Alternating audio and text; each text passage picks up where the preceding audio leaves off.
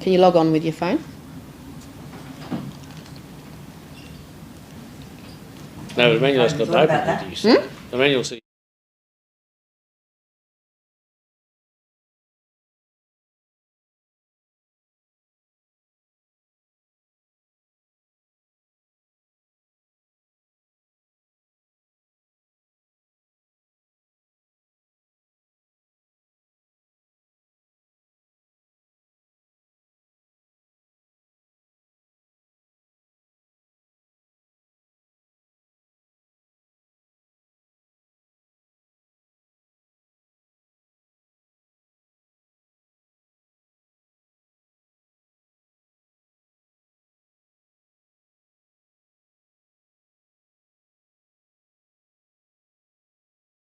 Bruce can put his glasses on in between. Ian!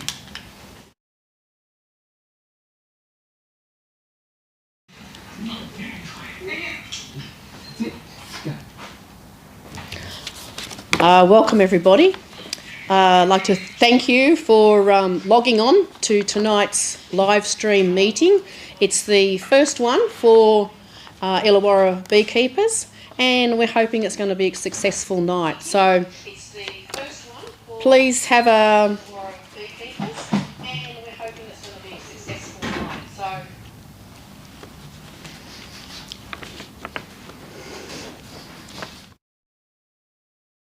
It's okay.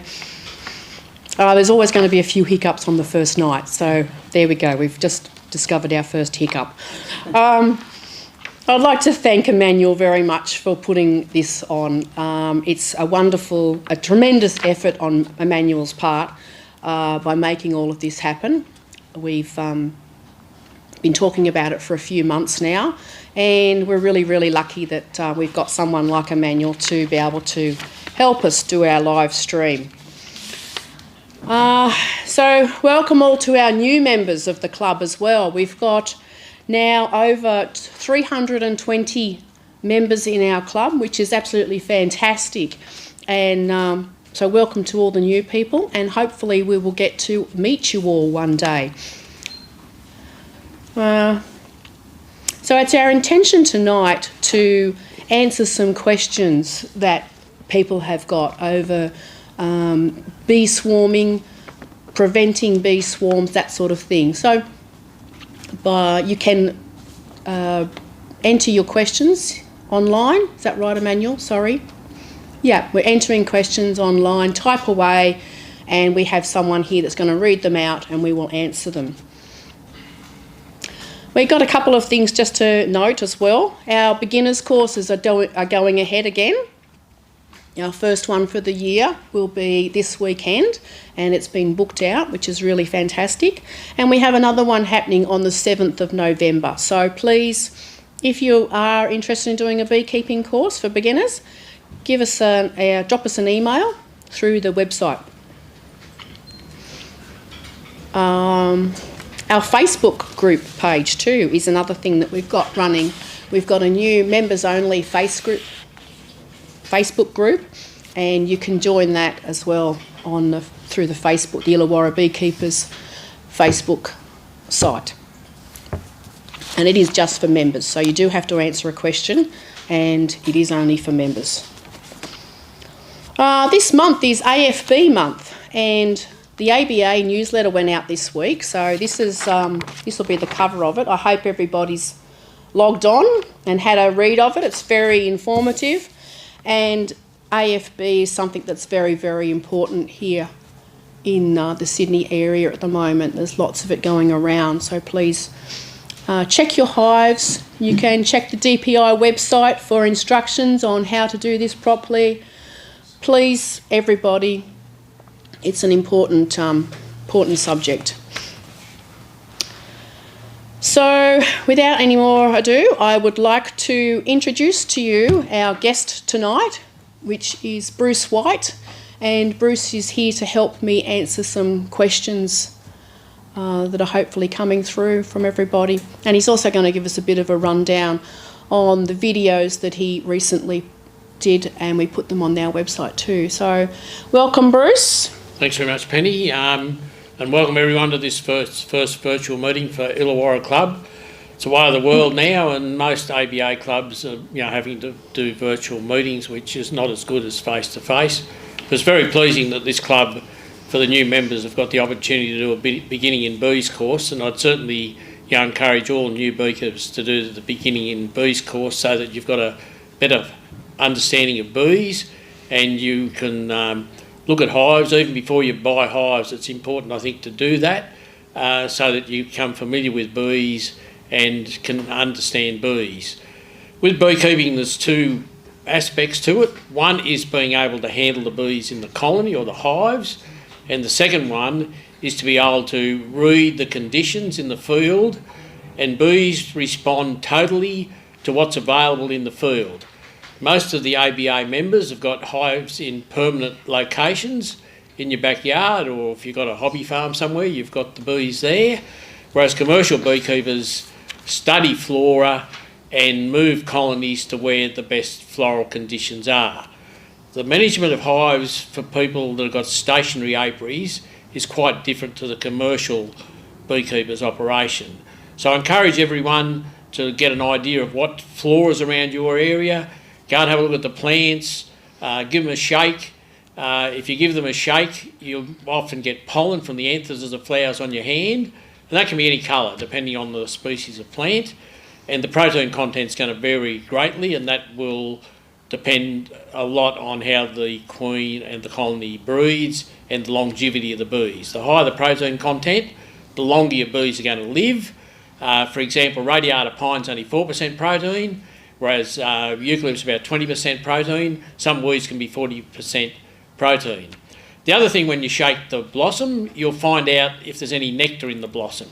So by shaking the blossom, you'll get moisture on your hands. That means there's nectar there. So you need to taste that, and that'll tell you if it's dew of a night.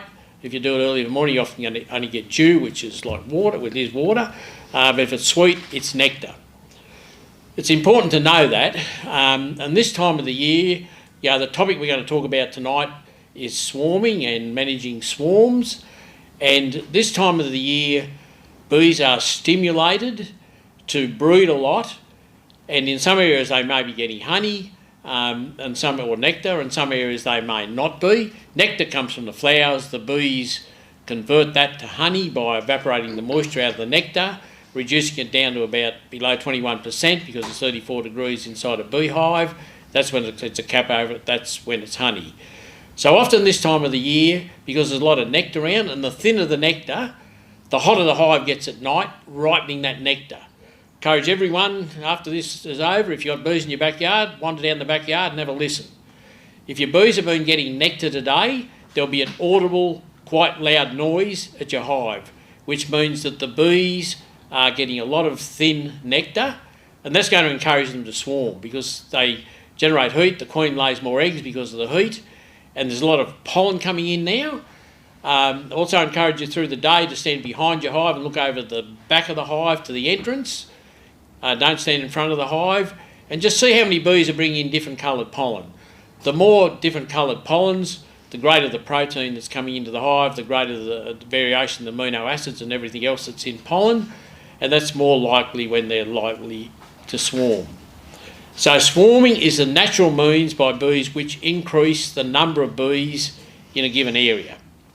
So what happens is, usually if the colony becomes overcrowded this time of the year, the queen will lay in cells that have been constructed as queen cells, and they're called swarm cells, and there'll be 12 to 15 in a normal colony. And Emmanuel shot a video that I was involved with that shows you, what swarm cells look like. If the queen is really old, they may want to supersede at this time of the year. So sometimes bees will requeen their own colony, not always. If that's the case, you'll only see 3 cells normally that have been constructed as queen cells on the face of the comb, and they're supersedure cells. Don't touch them, just leave them alone. If you accidentally kill the queen, and that's happening more commonly than a lot of people think it is, but it's good to look at your hives. You've got to be very careful when you look at hives so you don't kill the queen. They'll build about 30 cells. They're on the face of the comb because they've converted larvae that were going to be worker bees to queen cells and feed them lavishly on royal jelly.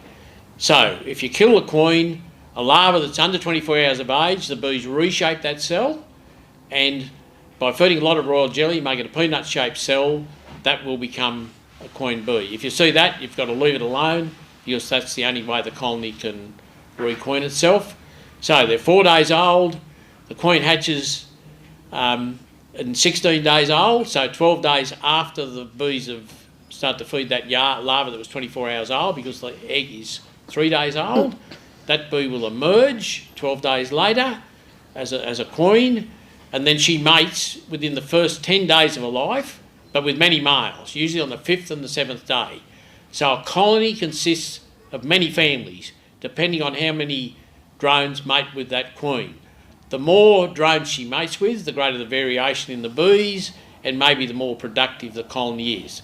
She can get about 7 million sperm in a thing called a spermatheca, where all the sperm are stored. Then when she lays in an egg, in a cell that's going to produce a worker, she fertilises that egg and it becomes a worker bee. She lays in a larger cell, which is a drone cell. The egg is not fertilised and that becomes a male bee. This time of the year, it's important to look at your hives probably every month or 3 weeks, which is the cycle of brood, so 21 days for a worker bee to come out, 24 for a drone, to see if there's any queen cells in the colony. People with flow hives, it's really important that you check your flow hives or try and get another box to make them 3 boxes high so the cavity's big enough. The disadvantage of swarming this time of the year is that you lose half your bees. When a colony swarms, it's normal for half the bees to go with the old queen. Therefore, you've lost half your workers in that colony. The new hive a virgin will hatch. The swarm usually goes 2 or 3 days before the first queen cell hatches. And that's called the prime swarm. So she goes off, hangs on a bush, that's the swarm. But you've lost half your bees. So if you can prevent bees from swarming, you've got a big population when most of the honey's going to come on. So for the next 2 or 3 months, around Sydney and maybe into the autumn, depending where you live, that's when you get your honey crop. If you don't have a big population of bees, you reduce the amount of potential honey your bees are going to get. The videos looked at ways to prevent swarming, by adding comb foundation, by taking brood away, by taking bees away, to put into weaker colonies, or by adding a box or extracting the hives. The easiest thing people can probably do now is to extract the hives, because a lot of thin nectar coming in. Make sure 2/3 capped before you extract it, and that gives the bees something to do. If colonies have got something to do and they've got a big enough cavity, they're less likely to swarm. Unfortunately, some strains of bees just swarm all the time, and that's just a genetic characteristics that some bees do that, so you might get 2 or 3 swarms. It's normal, if there's no management, for a colony to swarm once or twice a year, if conditions are good. And I mean conditions, plenty of pollen coming in, plenty of nectar coming in, because of the big population increase. And that's what normally, does happen. So, we'd welcome any questions, if there's any questions at the present time about swarming. I'm happy to answer them, with Penny as well. Well, I've got one for you so far, Bruce. Right. That man is just a font of knowledge, so he can go on and on and on. Thank you, Bruce. You're amazing. Just a couple of quick questions I've got for you. An empty queen cell in a hive, they can't find a young queen. So how long would you wait after a hive has swarmed to say that young queen will come back to the hive? Okay, thanks for that question. That's really good. So once your hive swarms, I mentioned just previously that the swarm usually leaves, the cells hatch in the hive that the swarm left from 2 to 3 days after the swarm has left. So the swarm leaves with the old queen. The old queen stops laying. That's important because laying queens can't fly. So she stops laying, and then 2 days before the first cells hatch, and swarm cells can vary in age. They don't start swarm cells all on the same day. They might start them over 2 or 3 days, so they're different ages. So the swarm leaves. 2 days later, that first queen will come out, which will be a virgin queen, and she goes around and kills all the other cells by stinging them and chewing holes in the side. So she is the dominant one. If two virgins hatch together, they have a fight, and that can be dangerous because one of the, or both virgins might get damaged and they can't fly. So virgin queens don't mate in the hive. They always mate on the wing, as I mentioned before, about the 5th and 7th day with many drones. And science has proven the things called drone congregation areas. So drones from 3 or so kilometres around go to a certain area, they give off pheromones, and all the virgin queens in that area will go to that drone congregation area. The fastest queens mate with the virgin queen, they die, and she might mate with 15 drones in those first 10 days on the 5th and 7th day. She comes back to the colony, Penny, and then 10 days after she emerges, she starts to lay eggs. So really, if a swarm goes, you know, it's 14 days before you'll see eggs because of the 2-day gap from when the swarm left before the first virgin hatches. So you're looking at 14 days. Now, it's unwise to open a hive, you know, at the 14th day because you need a lot of skill quite often to find a queen bee, and secondly, to find eggs. Eggs are very small, so you're probably better off, you know, to wait over those 12 days. I would say probably 18th or 20 days, you know, before you look at your colony. Now, when you look at your colony to find out if there's a queen present, you see brood. So if you see brood in the cells, which are white C-shaped larvae in the cells, you don't necessarily have to find the queen. If you've got to find the queen, that's much more difficult. So you see brood, that's fine. Now, if you don't see any brood, you know, it's important if you've got another hive, and we always say, and, you know, courses always teach, 2 hives, not 1 in a backyard. So if you've got another hive in the backyard, you've got brood in that other hive, you pick a frame of brood out and put into the hive that supposedly has got no queen in it. Now, if there's no queen in it, you can look at it 2 days later, and if the bees start queen cells on that, there's no queen present. If they don't start queen cells on that, there is a queen present, and you haven't seen her and you haven't seen the brood. So 14 days after, there should be brood in the hive, you know, but wait 18, 20 days before you actually look in the hive that's swarmed. Excellent. So I think what's happening, Bruce, is probably a lot of people are concerned that their hives have swarmed and they're checking them too soon after so you're saying, you know, 14, 16 days later. Yeah, the symptoms, the signs are much more obvious. Yeah. And the important thing is don't shift the hive. A hive swarm, just leave it. Don't go near it because the virgin queen's got to go out and come back. And that's a risk. Fortunately, we don't have a lot of bird-eating, you know, bees in Australia, but that's a risk. So the virgin goes out, she's got to go to the drone congregation area, which might be 2 kilometres away, it might be, you know, 300 metres, could be 3 kilometres away. That's a risk because she's a big insect, birds eat her, she doesn't come back.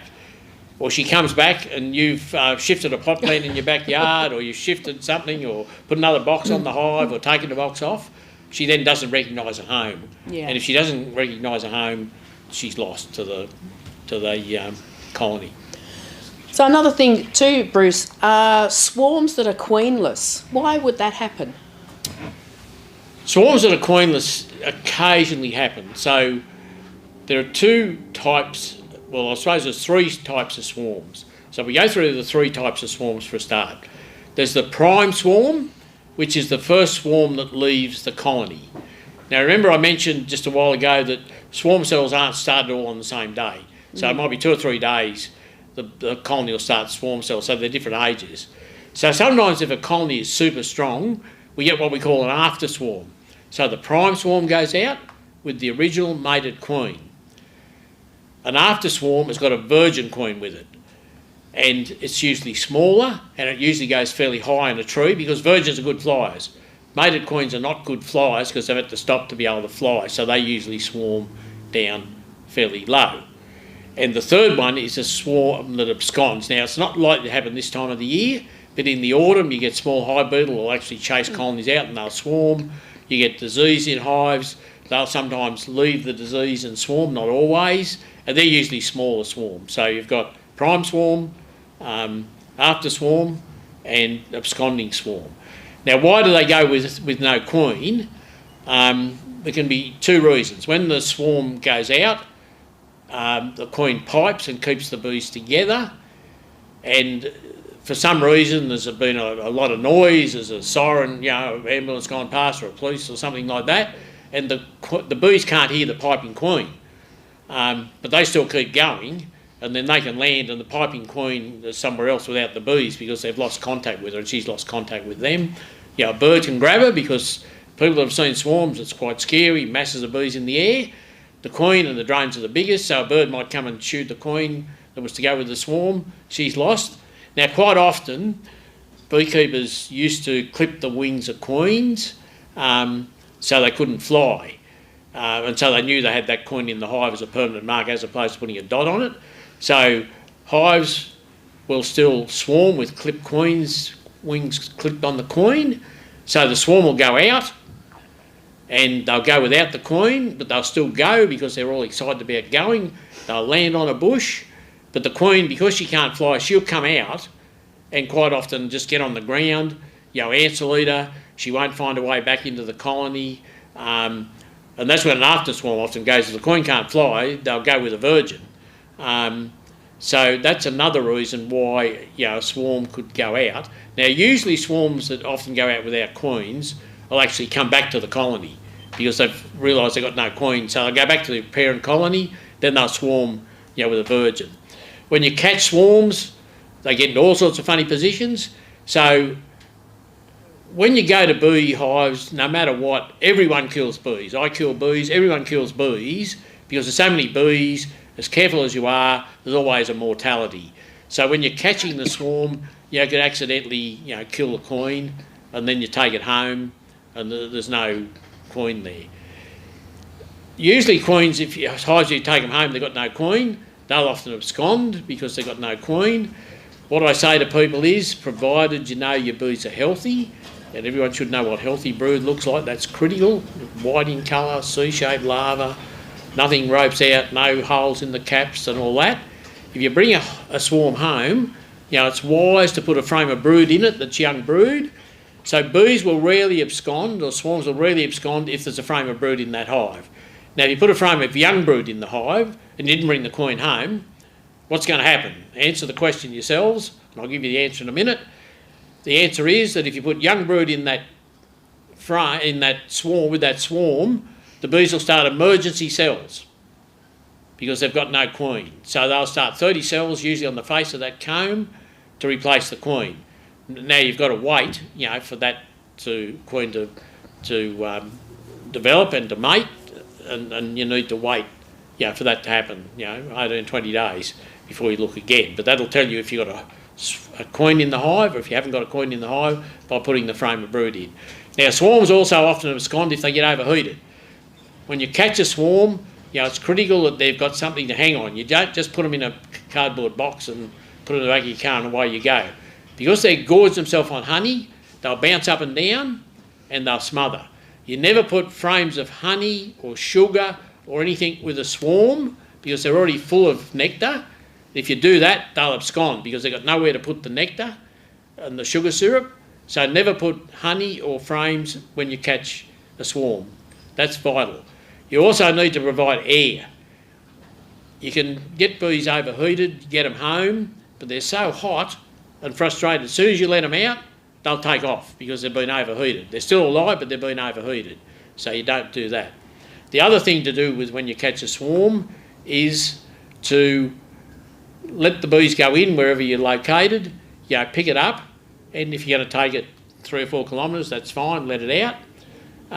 If you get one in your backyard, as soon as the bees go into that box, pick it up and put it where you want to put it. Don't leave it for a day and then decide to shift it to where you want it. You can pick it up straight away when most of the bees are in, put it where you want it. That swarm loses its memory and they'll reorientate back to where you put it straight away. Any bees that are out scouting or anywhere else, they'll go back to the original colony because the original colony is probably in your backyard, where it's swarmed from. So I've probably gone on a fair bit, but I want to explain everything. So you quite often get swarms with no queen in it. Usually if the queen's been clipped or you accidentally kill her, or she's got lost in the flight to where they've clustered from. Excellent. I think we've got a couple of viewer questions, have we? We've got a question from Stephen from the web. He has some queen cells and he puts down the supersede cells in the middle of 3 frames, and he has identified that the queen is still present and the brood pattern looks good. He wants to know, can he split the hive to get a second hive out using those queen cells that haven't hatched yet? Yeah, Steve, that's probably a good idea if you want another colony. So usually supersedure cells produce the best queens because the colony's got a queen in it already and they slowly feed those cells. And commercial queen breeders trick bees into starting supersedure cells when we do queen rearing courses, and that's what Illawarra teach when we do a queen rearing course. Swarm cells are okay because there's already a queen in the colony then, but emergency cells are not good because they're not fed as well, because the colony's trying to feed 30 cells and they don't feed them properly, so the queens are often runts and don't perform as well. So in the case of Steve, where he's got 3 cells, they well could be supersedure cells. A general rule, it's not hard and fast. If you've got 3 or so cells, the hive's superseding the queen and requeening the colony itself. Now when that happens, you've got 2 queens in the hive. That's not uncommon, more common than people think. So when hives supersede, the mother stays in the colony with the daughter and they both lay eggs, and maybe 2 months, 3 months later, the queen will disappear, the original one, and the young daughter will take over. So you can have 2 queens in a hive when they supersede. So Steve, what you need to do is to turn your hive around 180 degrees and put another box beside that hive and just shift it to one side slightly. Take the frames out with the queen cells in them, and make sure that you've got the queen in the other box. So you need to separate the queen in the colony from the cells. By turning your hive around, the fool bees from the hive where the cells were will fly into where you put the other box because it's facing the direction of the original hive. The hive that you turn around's got a lot of brood in it. That brood will hatch, and those bees will then become fool bees. The age of bees is only partly relevant.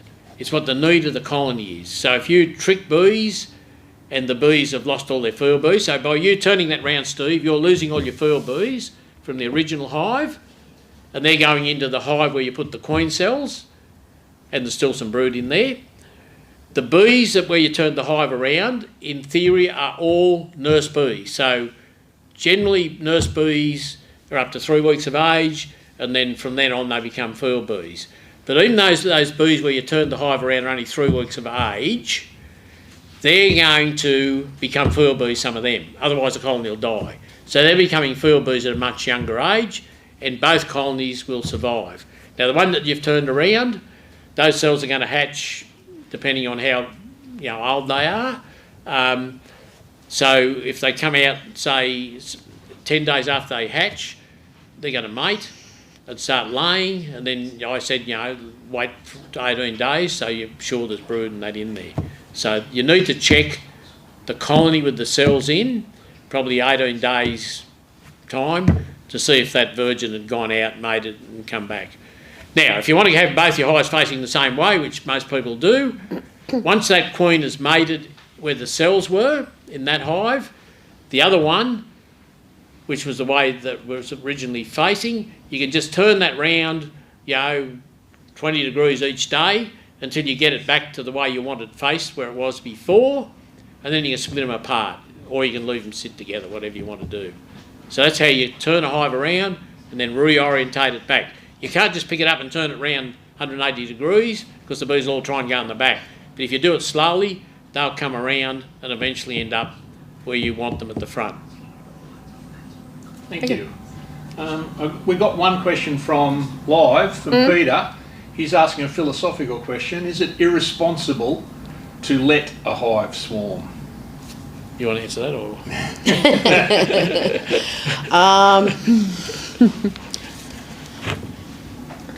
Well, Yeah, I think it is. My personal opinion, I think it is irresponsible. You should try and prevent your hive from swarming. One of the main reasons, I think, is because of the fact that that swarm becomes somebody else's problem. And realistically, it's your bees, you should be looking after them. So, yeah, try and do what you can to prevent them from swarming. As Bruce says, you lose half your bees, you lose a whole load of honey. So we don't really want our hives to swarm. So what are your thoughts, Bruce? Do you agree? yeah, that's fine, Penny. Yeah. Yeah. I mean, the only advantage of a hive swarming is, that you're getting your hive requeened with a young queen. So what we say is that it's probably wise to requeen hives every 2 years in your situation if you're in a backyard. Commercial beekeepers requeen every 12 months because they move to conditions to stimulate the queen to lay, and their philosophy is to have queens laying 12 months of the year, and in Australia, bees will breed 12 months of the year depending on where they're located and what flora is available. So in New South Wales, bees can breed 12 months of the year. In your situation where they're in your backyard, as I mentioned previously, they totally respond to what your flora is. And that's why I said, have a look around, see what's going to flower, right, have a diary, this flowers this month, that month, whatever. And most shrubs and weeds and that flower annually, most eucalypts every 2 or 3 years.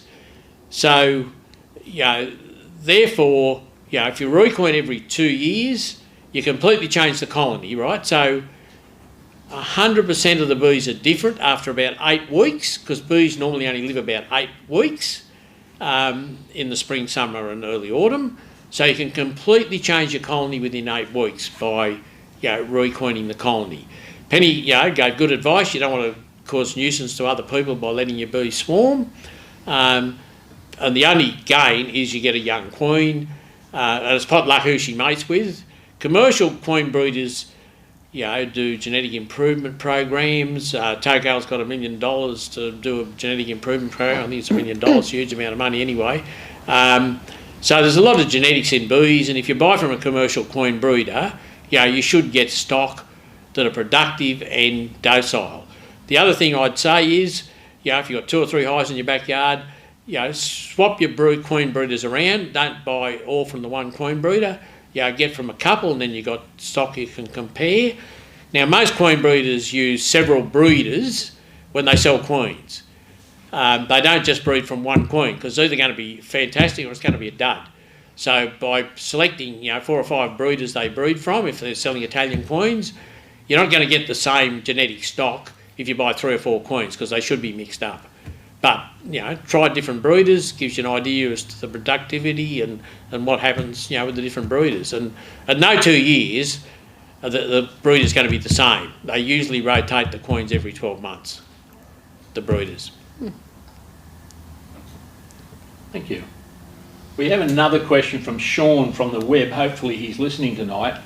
It's a bit involved, so Sean, if you're listening, I think I'll give it to Bruce to respond, but it's basically about the fact that he did his first split on a hive, and then a few days later the original hive swarmed with a virgin queen. They've caught that swarm, so now they're sitting with 3 hives, not certain whether all the queens are there, but the question is a little advice. So if you're listening, Sean, I might let Bruce read it and we might respond via email. It's Or I can you can give a comment. I'll give a comment now. Okay, Sean. So,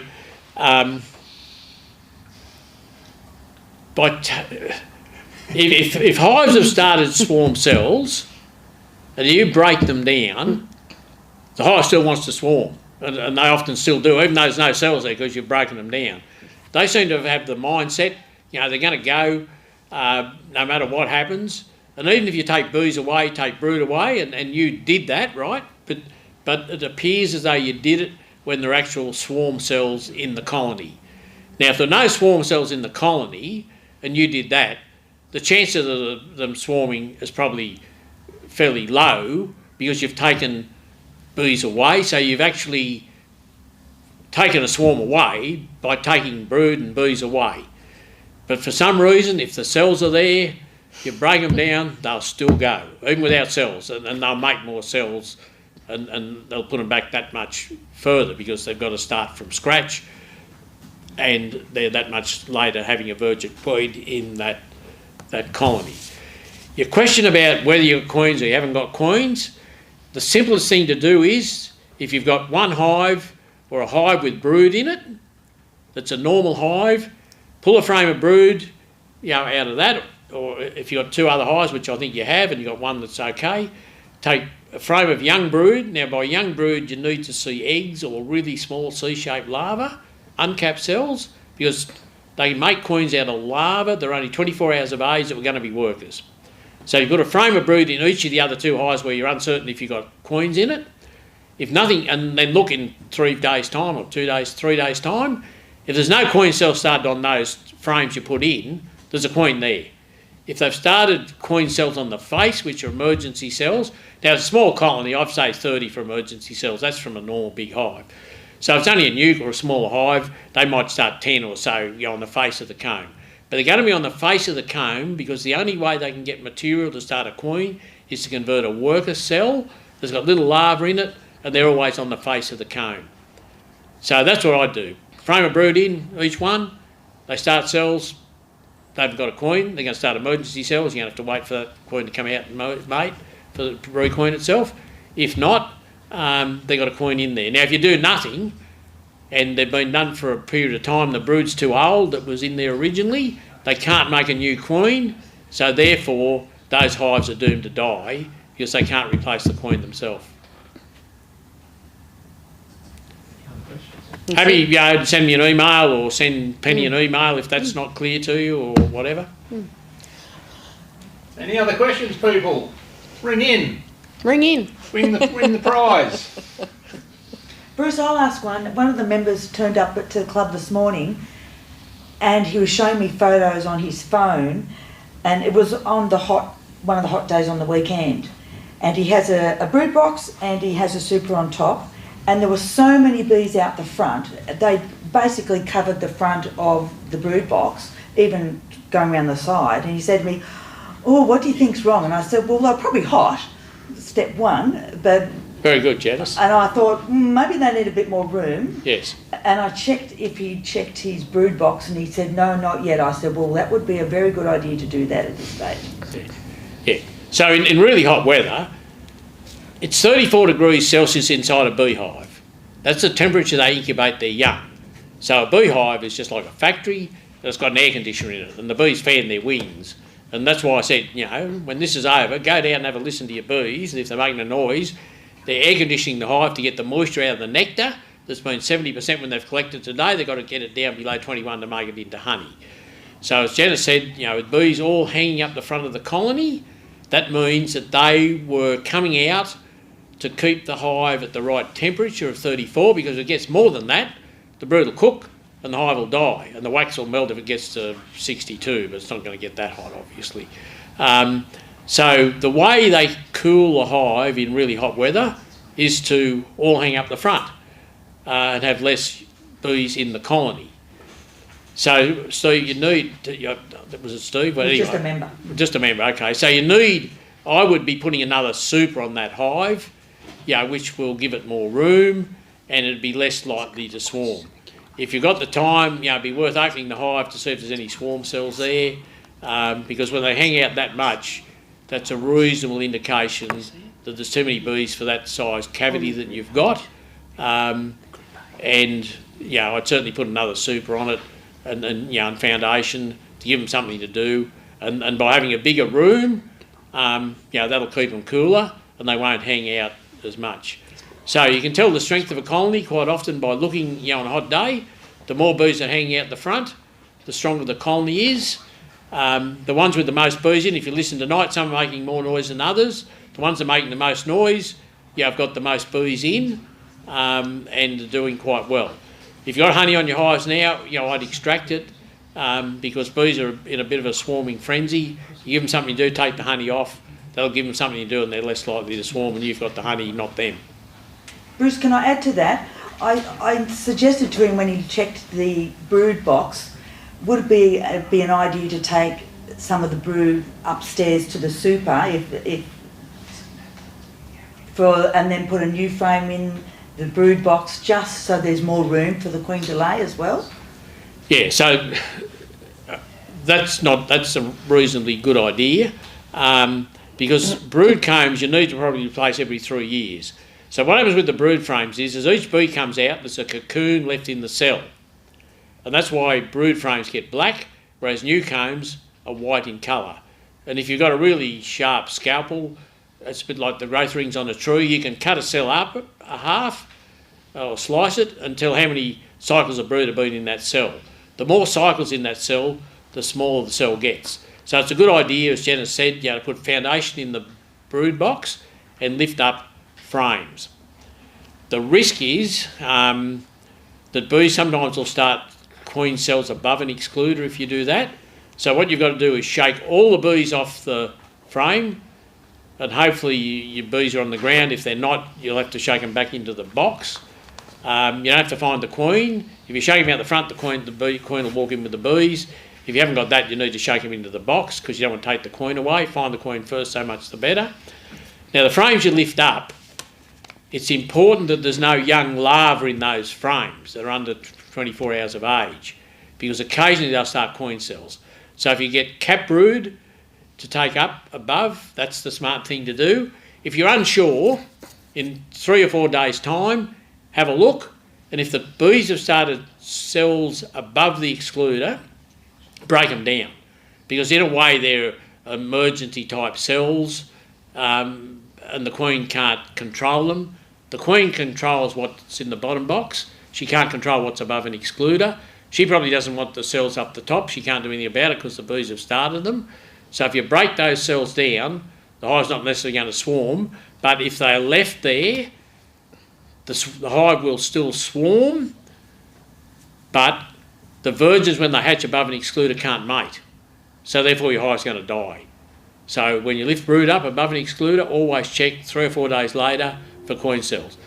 Doesn't always happen, but occasionally bees will start queen cells above an excluder. That's important.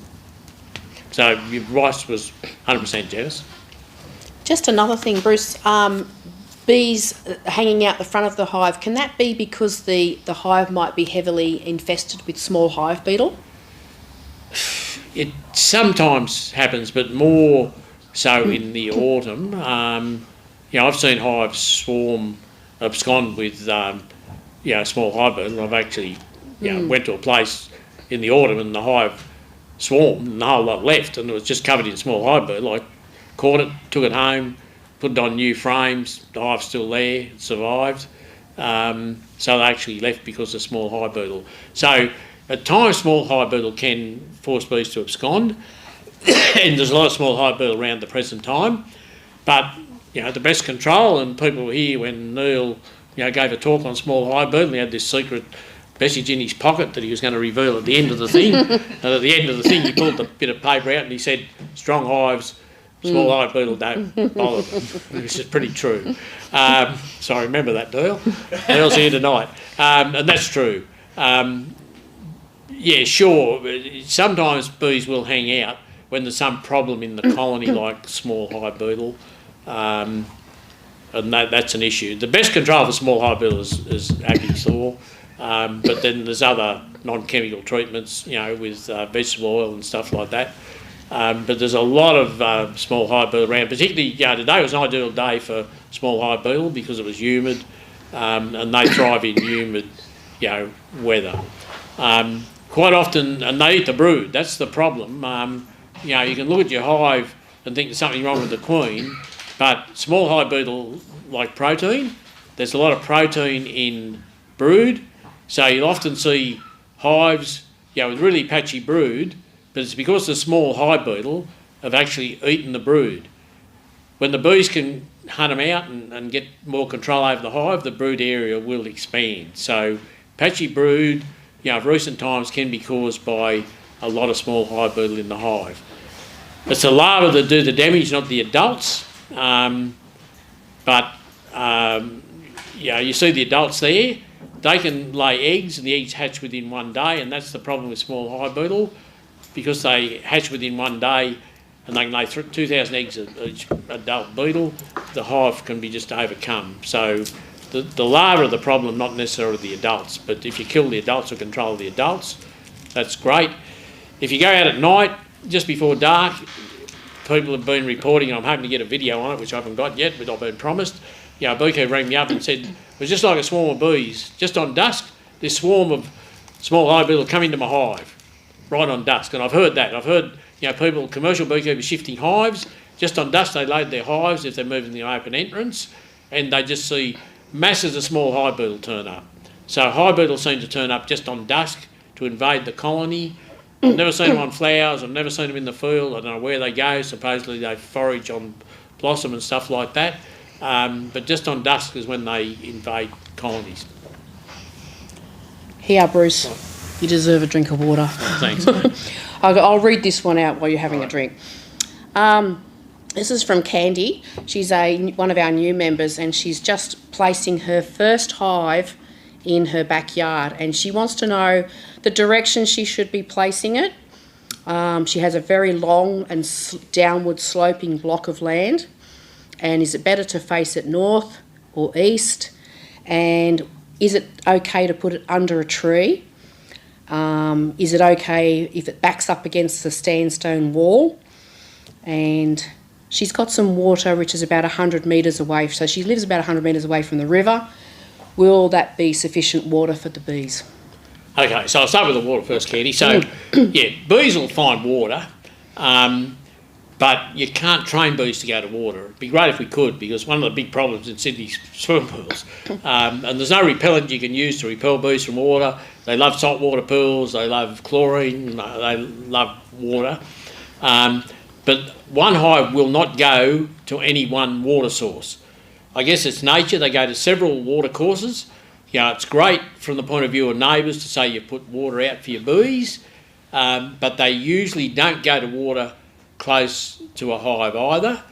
We know in really hot weather, it gets to 40 degrees, each colony will use 4 litres of water a day. Commercial beekeepers have to cart water to some arid areas, and they know how much water each colony uses by the number of colonies, the amount of water that disappears out of feeders that they take to water their bees, which they're protected from livestock. So, sure, Kenny, yeah, the water, the river's fine, but put water out, it's good publicity that if neighbours saying that you've got water for your bees. You need floats in it, because bees will drown in water that's not got floats in it, or lilies or something like that. Where to place hives in the backyard? The two key things are, don't face the entrance where there's going to be a light on at night, because the bees will think it's the sun and they'll tend to fly to that light, and they'll continue to fly to that light because they don't get home to tell their sisters don't go there, and you'll find dead bees on the ground. So never face the entrance of a hive to a light. That's critical. The other critical thing is you don't want the flight path. So bees are like aircraft. They use flight paths when they go out, and by using flight paths, you don't want the flight path over your clothesline. I once had a phone call from air traffic control because an Alitalia airline had gone over this lady's washing and she had all yellow spots on it. They didn't think it was bees, but you can conclude what they thought it was. And they went and got it all analysed. So air traffic control, went out and got the thing analysed. They found pollen in it. So bee excreta is yellow in colour, and so are moths. I had a case. The Ford dealership and BMW holding yard, where there was complaints that the bee excreta was taking all the paint off cars. It doesn't do that. But moths commonly excrete the same as bees, and you can get bees being blamed when in fact it's moths. And moths don't have any particular flight path. Car yards, you've got to light at night. All these cars were coloured in yellow spots. The people only turn up in the daytime and see yellow spots on the cars. It's got to be bees. The beekeeper lived down the road. I said, okay, the proof will be, at night, I want you to put a bit of white paper on your car at night and then have a look the next morning. They put the white paper on the car at night. because the car yard was lit up to stop thieves and that going in, I guess, it turned out that it was moths that were putting all the yellow spots on the cars. So, in your backyard, I don't think it matters if the bees face north, south, east or west, but people say it's better to have the morning sun. You want them in a reasonably sunny area because there's a disease called nosema, and there's 2 strains of it, nosema apis, nosema cerani, and if bees are in moist areas or shaded areas, that disease is likely to be more prevalent in your hive. It's not common in Australia, but it's an issue. So, if you can put them in the sun, that's so much better. The sandstone wall is not going to be an issue for you. If when they leave the hive, if you can get them to fly up over a fence or up somewhere high, you're not going to have problems with your neighbours. If your neighbours can't see the bees, that makes it that much better because people see a beehive, they complain. If they can't see them, it doesn't matter. But by getting them when they leave the hive up in the air, they're above human height, because bees will naturally sting as a defensive mechanism to move something that wasn't there when they went out. So if they go out and there was no one there, they're happy. They come back and there's a human standing there or something, they'll try and sting it to move it. So get them up high. I wouldn't put them too much under a tree because that's going to be shady. So anyway, to sum up, don't face the entrance to a light, don't have it over your clothesline, and if you can put the hive in the sun, so much the better.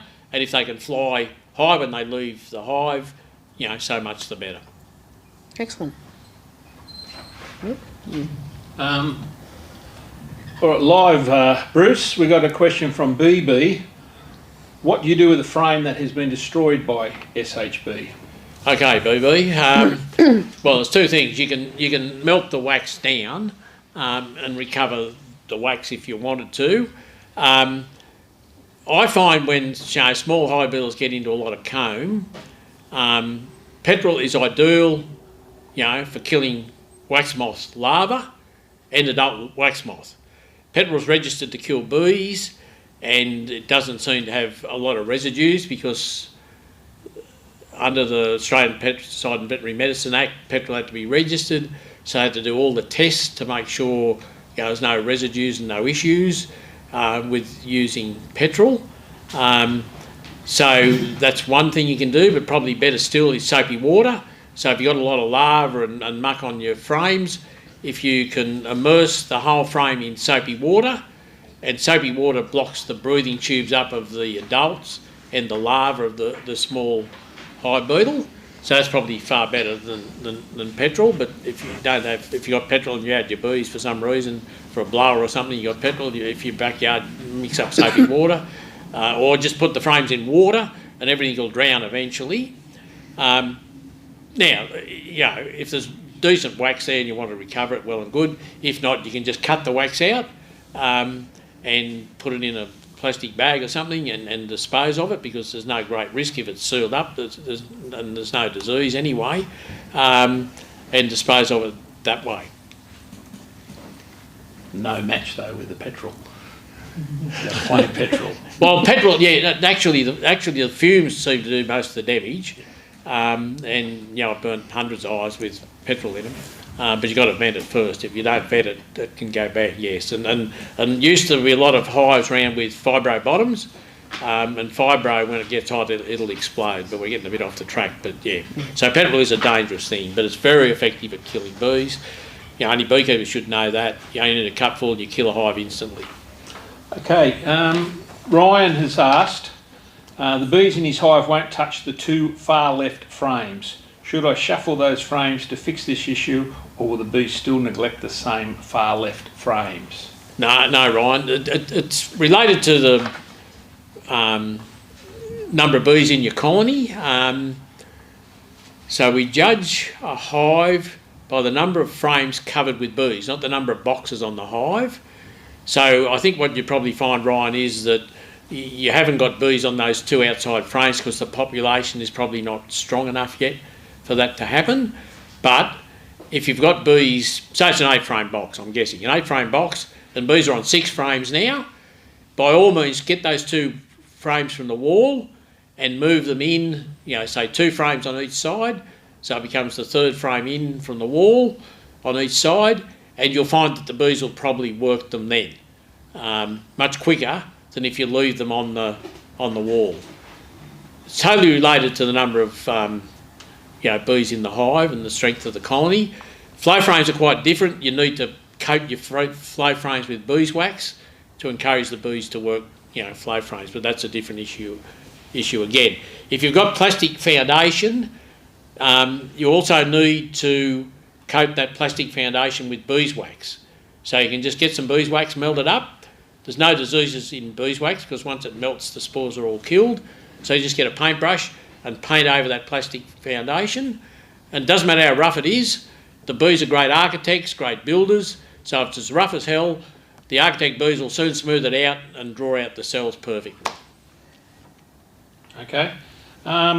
Robert wants to know, how do you requeen a hive?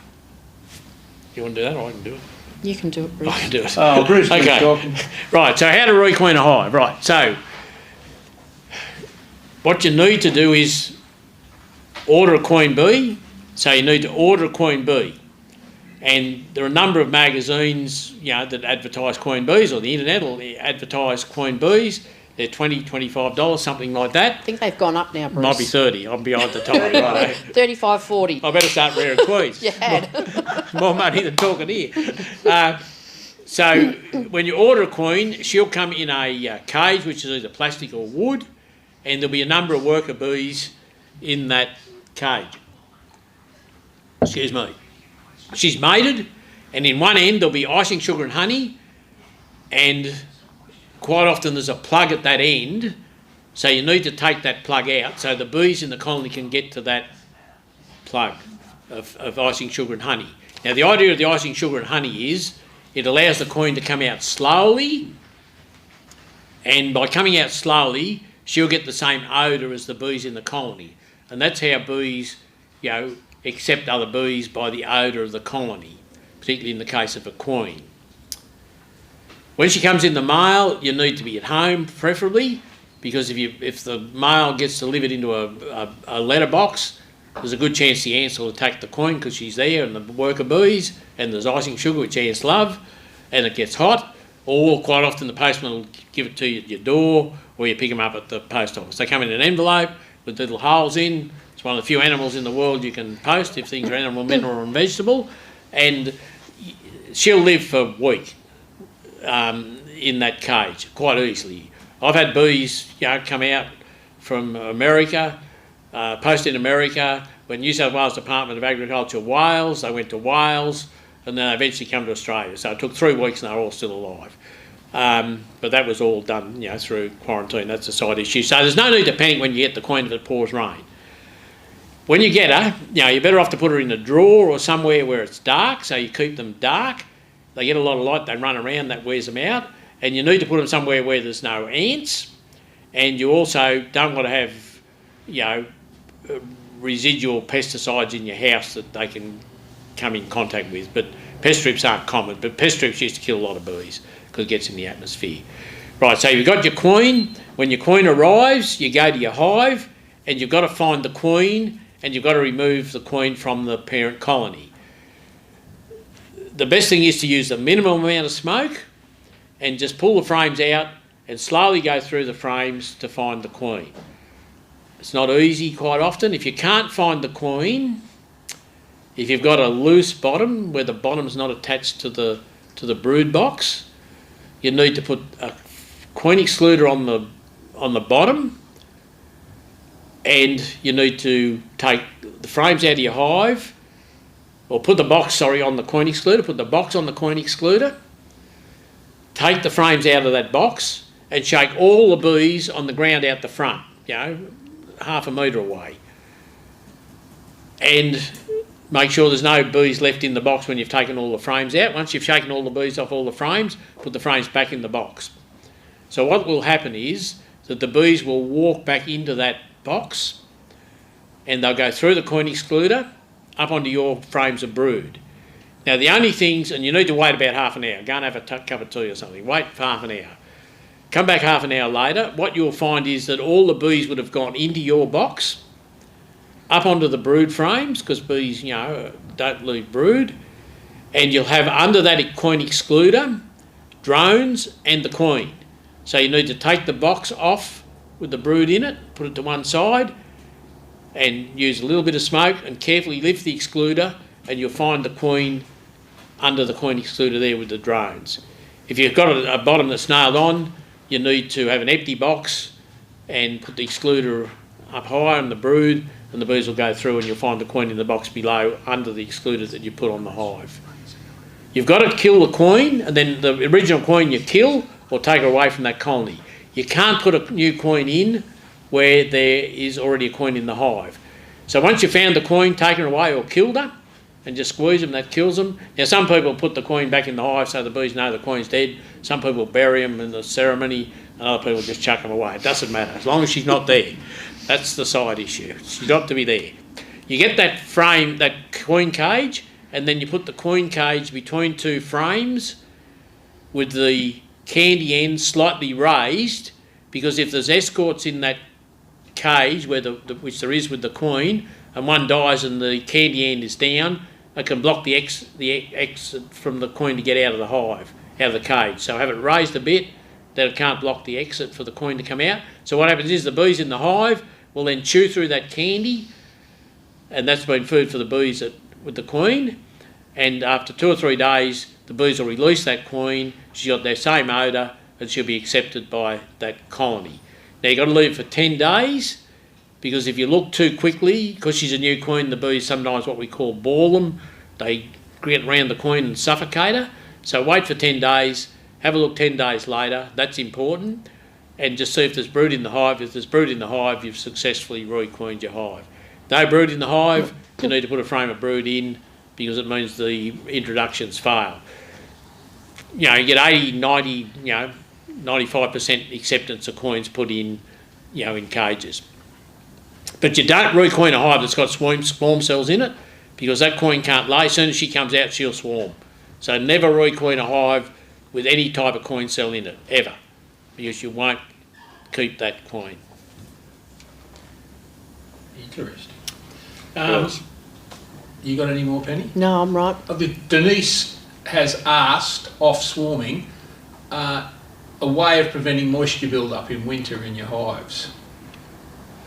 Okay, some colonies seem to get a lot more condensation in than others. I think it's partly related to the number of bees in the colony and the conditions and all sorts of things. I think you need the entrance sloping forward, that helps. And the more critical thing is, to not over super the hive, have too many boxes on it, because the condensation tends to get under the lid.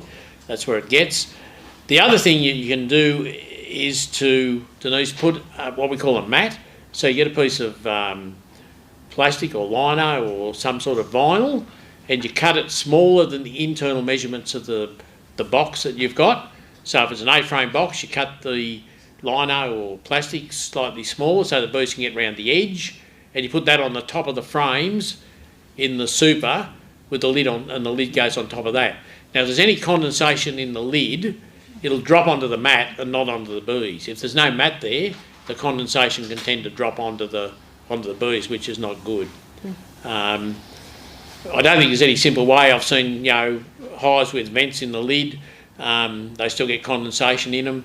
You don't need any ventilation in your lid, because the hive's air conditioned. If you've got ventilation in your lid, it buggers up the air conditioners. It's just like having a house with a window open and an air conditioner going. You don't need vents in your lid, definitely not. With condensation, Bruce, and it creates mildew, is that an issue for the bees? Doesn't seem to be urgent. So Ian Phillips, one of the committee members, just asked a question about, does it cause mildew and cause an issue? Mildew doesn't seem to affect bees to any extent, but I mean it's better to have the colony dry. That's the thing, and I think over supering, tends to lead to more condensation than under super, than not having enough super there. Okay, off topic again. Razor Lemon wants to know why we don't have bumblebees in New South Wales. Good, Razor Lemon, good question. Okay, so we can do other questions, we don't have to set swarming. So, Environment Australia objected to the introduction of bumblebees into Australia. The beekeeping industry was in two minds, about bumblebees coming into Australia. they're very common in New Zealand and other places like that, and we do have bumblebees in Australia because they're in Tasmania, and that's part of Australia. I've got to say that. I'm not a Tasmanian, but they get pretty touchy. So several years ago, bumblebees got into Tasmania. And they can come in just as a queen in someone's bag or something like that. They overwinter as queens and they can start off a colony. The beekeeping industry in Australia didn't object to bumblebees coming in, but Environment Australia did. And a number of environmental groups objected to bumblebees coming in because they do what we call buzz pollination. Because they're big and heavy, they land on a plant and it shakes. And by shaking, the pollen's dispersed from the anthers, whereas honeybees actually have to use their mandibles and legs and that to collect pollen. So it's a different type of pollination.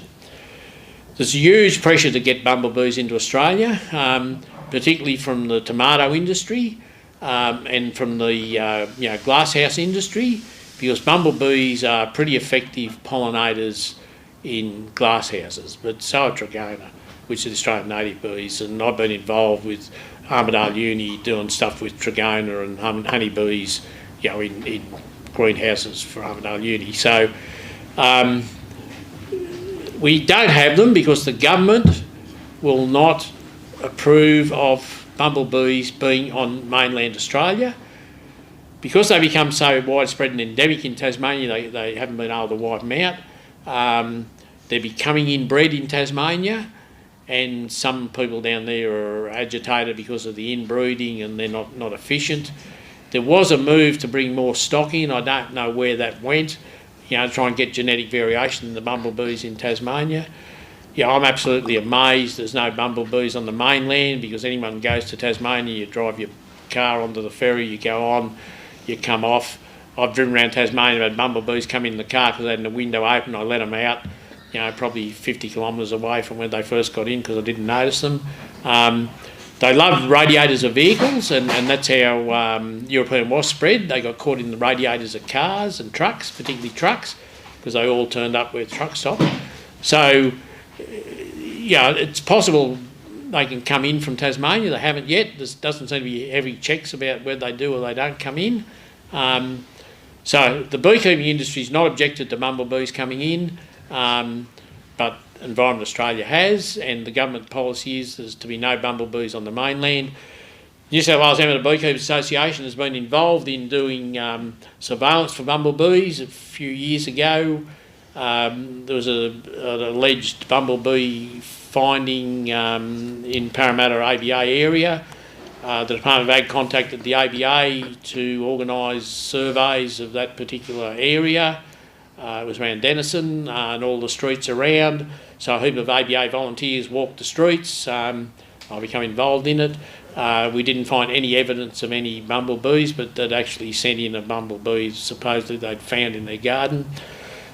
So from time to time, if there's any reports, New South Wales DPI compliance and biosecurity become involved in trying to track down and get evidence if there's been bumblebees in Australia, and the ABA supports providing staff or volunteers to survey for any bumblebees that happen to be around. Do bumblebees live in a hive like European bees do? Yeah, they're community dwellers, Okay. They live in small boxes, yeah. And they have one queen, and unlike honeybees, they can overwinter as a queen, and then a queen can start a colony off, whereas honeybees need, much more bigger population, Okay. Paul asks, will an aggro queenless hive settle down once a queen cell hatches or a queen is introduced? Yeah, it should do. So queens control the colony, and you have pheromones that control the docility and the genetics of the colony. Hives that are queenless are usually much more aggressive. So queenless hives roar and run around the hive as though they're uncontrolled. So usually when a queen's present in a colony, they're more docile, but there's no guarantee of that. Some colonies of bees are just super aggressive, and I went to Norfolk Island, and the bees on Norfolk Island are just absolutely killers. You go near a hive, they just attack.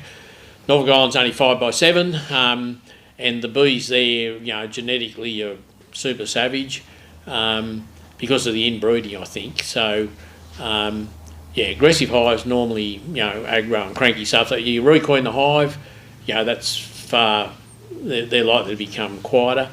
A hive that's been queenless for a long time is fairly difficult to recoin because the bees are all old and aggressive. So it's usually the older bees that are more aggressive. The guy that I talked to about recoining a hive, if you can't find a queen, another common trick is, which we've done here, is to just pick the hive up and shift it and wait half an hour, put a box where the original hive was. All the feral bees will go back to where the original hive was, into just a cardboard box, and you've only got nurse bees in your hive, so you've got a lot less bees to look through to find the queen. Once you find the queen, kill her, introduce the queen and put the hive back where it originally was. Denise wants to know how long before a mated queen will start laying. Okay, so Denise, they mate on the 5th and 7th day, and then she starts to lay on the 10th day. So, 5 days after she first mates, she'll start to lay. But she hatches from the cell, and then 10 days later she lays, because the 5th and the 7th day they normally mate.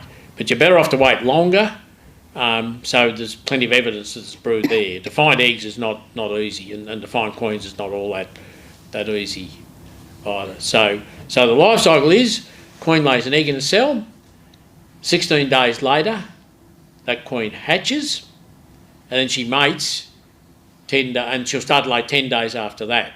So the answer is 16 plus 10, which is 26 days from the time the queen lays the egg till the queen lays. Ryan wants to know, is there a way to tell if I have a young or an old queen? Yeah, sure, Ryan. They're like people. And it's got something to do with hair too. So I'm an old drone.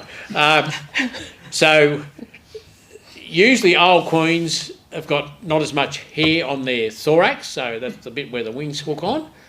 And the real characteristic is how they move on the frames.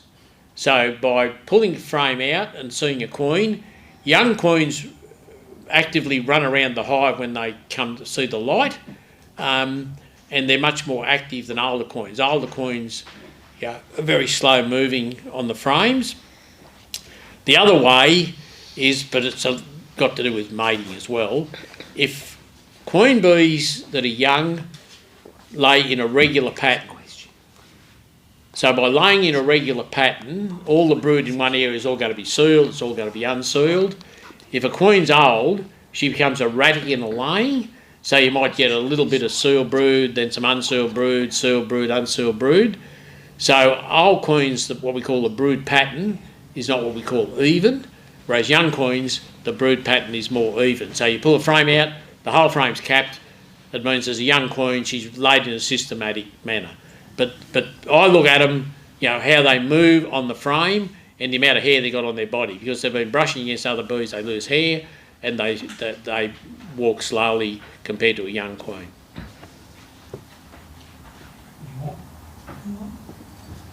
No, I think that's no more it. questions at the moment, so I think we're going good. Down the quarter. Yeah, we might We'll wrap it up. Wrap it up and move on to any business you want to talk about. yeah.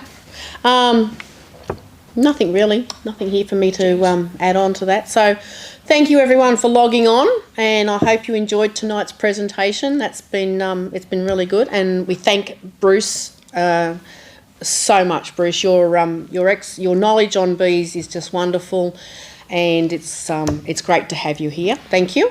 Also like to thank Emmanuel for the wonderful job he's done tonight. I hope everyone's enjoyed it. It's been a different experience for us, and we can only get better. So we will have a few other guest speakers coming to these live streams when we do a few more. Hopefully next month we'll do another one. And so yeah, look on the website. Look on the keep your inbox open for your newsletters, and we will tell you what's coming soon. Thank you.